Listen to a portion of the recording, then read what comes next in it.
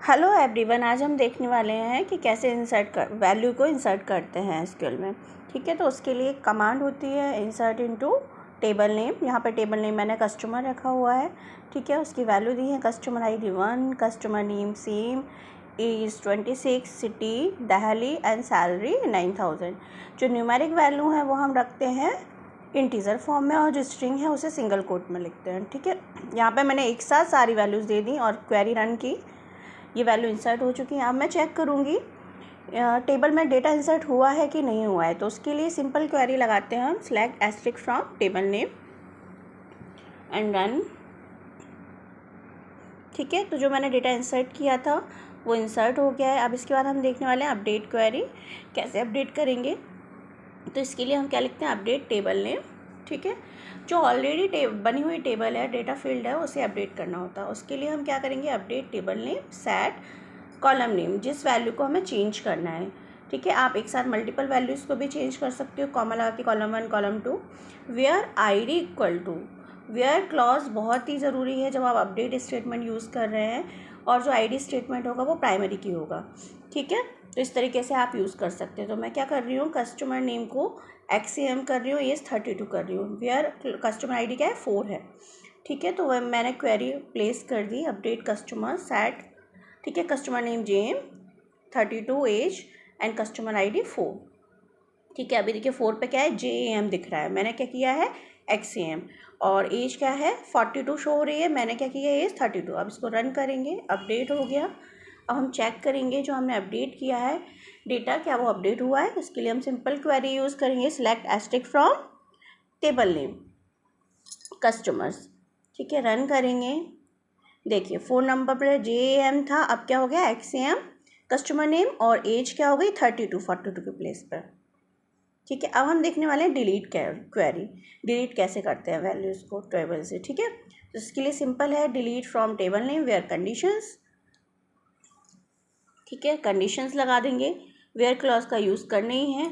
अब इसके लिए कैसे लिखते हैं, delete from table name where customer ID 3। तो यहाँ पे कस्टमर ID 3 किसकी है, PAM की। ठीक है, तो ये वाली जो रो है वो क्या, वो क्या होगी, डिलीट हो जाएगी। ठीक है, रन करते हैं, फिर से चेक करेंगे टेबल में तो कस्टमर ID जो 3 है वो डेटा डिलीट हुआ है क्या। देखिए डिलीट हो गया, 1 2 4 दिखाई दे रहा है, 3 नंबर का डेटा नहीं दिखाई दे रहा है, दैट मीन्स वो डिलीट हो गया। इस तरीके से डिलीट यूज़ करेंगे। अब हम चेक करने वाले हैं ऑल्टर टेबल कैसे करते हैं। ठीक है, तो ऑल्टर टेबल के लिए हम क्या करते हैं, सिंपल कमांड लेते हैं ऑल्टर टेबल। अगर हमें कॉलम को ऐड करना है, ठीक है, तो उस कॉलम का नेम यूज़ कर सकते हैं। अगर हमें डिलीट करना है कोई कॉलम वो भी कर सकते हैं, मॉडिफाई करना है कोई भी कॉलम वो भी कर सकते हैं।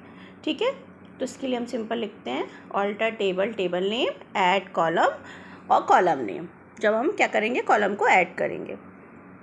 ठीक है, अब हमें क्या करना है, अगर ड्रॉप करना है कॉलम को, मतलब डिलीट करना है, बनी हुई टेबल में 3 कॉलम है, अगर मुझे 2 कॉलम रखने हैं, एक डिलीट करना है, तो उसके लिए alter table table name drop column, column का नेम जिसको भी डिलीट करना है।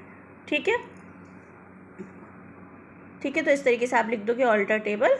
ठीक है, और उस कॉलम का डेटा टाइप जो भी आपको डिलीट करना है। ठीक है, इसके साथ साथ अब हम देखने वाले हैं ड्रॉप एंड ट्रंकेट टेबल कैसे यूज़ करते हैं। तो देखते हैं ड्रॉप एंड ट्रंकेट कैसे करते हैं। ड्रॉप टेबल टेबल नेम, इससे क्या होगी, आपकी जो टेबल है वो क्या होगी, डिलीट हो जाएगी। और ट्रंकेट से क्या होता है, truncate table command delete the data inside a table but not a table. That means table के अंदर जो डेटा इंसर्ट है उस डेटा को अगर डिलीट करना है तो आप क्या करेंगे, ट्रंकेट टेबल। ठीक है, पूरा डेटा डिलीट करना है, सिंपल एक लाइन डिलीट करना है, एक रो डिलीट करना है, उसके लिए डिलीट होता है। ठीक है, तो ट्रंकेट टेबल के लिए क्या करेंगे, ट्रंकेट टेबल टेबल नेम। तो यहाँ पे क्या किया मैंने, ट्रंकेट टेबल और टेबल नेम लिख दिया कस्टमर। कस्टमर के अंदर आपको दिखाई दे रहा है ये डेटा हुआ है। ठीक है, रन किया।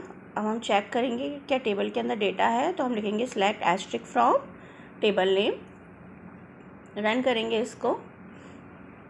ठीक है, सारा डेटा डिलीट हो गया, जितना भी डेटा था कस्टमर टेबल के अंदर वो सब डिलीट हो गया। इससे क्या समझ में आया, अगर एक डेटा डिलीट करना है तो डिलीट कमांड यूज़ करेंगे, और सारा डेटा एक ही बार में डिलीट करना है तो ट्रंकेट कमांड यूज़ करेंगे। ठीक है, और अगर टेबल को डिलीट करना है तो हम ड्रॉप कमांड यूज़ करते हैं, ड्रॉप टेबल टेबल नेम। इससे आपकी क्या होगी, टेबल डिलीट हो जाएगी। ठीक है, अब आप चेक कर सकते हो। ठीक है, तो चेक करने के लिए आप क्या करेंगे, ठीक है, इस तरीके से सिलेक्ट ऐसे लगा के चेक कर सकते हो। ठीक है, बाय।